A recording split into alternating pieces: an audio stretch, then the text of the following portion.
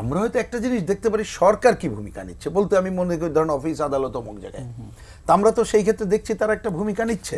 এবং আজকে দেখলাম যে কালকে থেকে বিশ্ববিদ্যালয়গুলো প্রাইভেট সরকারি বেসরকারি বন্ধ করে বিশ্ববিদ্যালয় দেওয়া। বন্ধ। যুদ্ধ যে কতদিন কন্টিনিউ করবে এটা তো আমরা বলতে পারি না, আমরা প্রত্যাশা করতে পারি। কিন্তু আমি তথ্য বলতে বুঝতে চাচ্ছি যে প্রথমে আমাদের মজুদ কি আছে, 1 নম্বর তথ্য। 2 নম্বর হচ্ছে পাইপলাইনে তো অলরেডি আছে, কিন্তু আসবে না এমন কোনো বিষয় নেই। কারণ কয়েকদিন আগেই আমরা যা দেখলাম, আমাদের লাস্ট 11 তারিখ পর্যন্ত যে চালান আসার কথা তাতে অসুবিধা হওয়ার কথা না।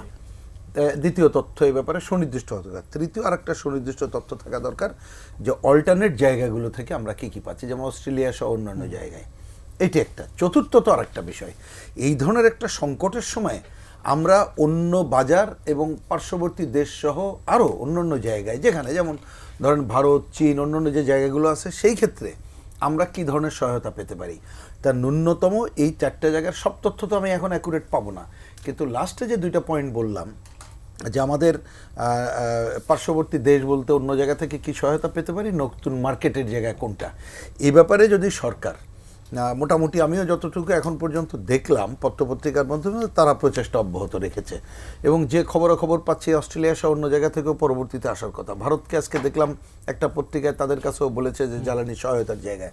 সুতরাং এই জায়গায় একটা সুনির্দিষ্ট তথ্য যা যদি থাকে আমরা কিন্তু হিসাবটা করতে পারবো। আমার হিসাবে যতটুকু দেখছি তাতে এখন পর্যন্ত ব্যাপক সংকট হওয়ার কথা না। বাংলাদেশে শুধু না, পৃথিবীর অন্য দেশে আছে, কিন্তু আমাদের তো একটা বড় সমস্যা আছে। আমরা সংকট মনে হইলেই আগে একটা, আমি এই প্রশ্নটা করতে চাই যে আমাদের যে আগবাড়িয়ে কিছু আচরণ যেগুলো না খুবই খারাপ, এটা আমরা কিন্তু প্রথম দিনই, মানে আমি ঘটনাচক্রে প্রথম যে এই দিন হলো সেদিন একটা সভায় এটা বলেছিলাম, এবং আমি একটা কোডও করেছিলাম যে আমাদের যিনি এখন জ্বালানি মন্ত্রী, তার আগের দিন ঘটনাচক্রে ওনার সাথে আমার ফোনে কথা হচ্ছিল। ওভারঅল জ্বালানি নিয়ে ওরা যেহেতু আলোচনা করছেন, আমাদের অনেক বিশেষজ্ঞ আছে, তার সাথে কিভাবে কথা বলতে পারেন। তখন উনি বলতে যেয়ে বললেন যে এই যে সংকটটা হচ্ছে, এটা তো হঠাৎ করে হলো, দেখি কতগুলো দ্রুততার সাথে সামলানো যায়। তা আমি তো পজিটিভ দেখছি। গতকাল ওনার সাথে একটা প্রোগ্রামে দেখা হয়েছিল, উনিও দেখলাম মানে এইটা নিয়ে বলে যে আমি তো দুশ্চিন্তাগ্রস্ত, আর মানুষ এটা কি শুরু করছে। বাস্তবেতে আমরা কিন্তু ওই দিন এটা বলেছিলাম যে এই ধরনের সংকটের সময় আমাদের সবাইকে সহযোগিতার হাত বাড়ানো দেওয়া দরকার। আমরা হয়তো একটা জিনিস দেখতে পারি সরকার কি ভূমিকা নিচ্ছে, বলতে আমি মনে করি ধরেন অফিস আদালত অমুক জায়গায়, তা আমরা তো সেই ক্ষেত্রে দেখছি তারা একটা ভূমিকা নিচ্ছে। এবং আজকে দেখলাম যে কালকে থেকে বিশ্ববিদ্যালয়গুলো প্রাইভেট সরকারি বেসরকারি বন্ধ করে দেওয়া।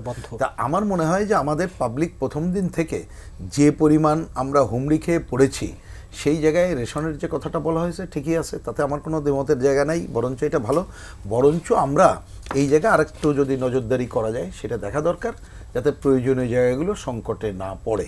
আমার একটা ব্যক্তিগত বুঝ বলতে পারি, হয়তো একেবারেই এটাকে প্রেডিকশন নাও মিলতে পারে, তারপরেও বলি আমার ধারণা যদি আমরা একটু সহনশীল হই, যদি এখন ঈদ যাত্রা একটা বড় সংকট আছে, ব্যাপক মানুষ যাবে, সেইটাকে নির্বিঘ্ন করতে গেলে সেই কাজটা অলরেডি শুরু হয়ে গেছে, কিন্তু বেশি শুরু হবে 15, 16, 17 থেকে।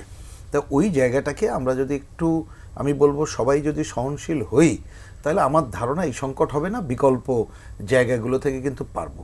আর একটা খুব গভীরভাবে কোনোভাবেই কোথাও যাতে মজুদ না করতে পারে, কারণ আজকেই আমি দেখলাম নাটোরে কোনো একটা দেখছেন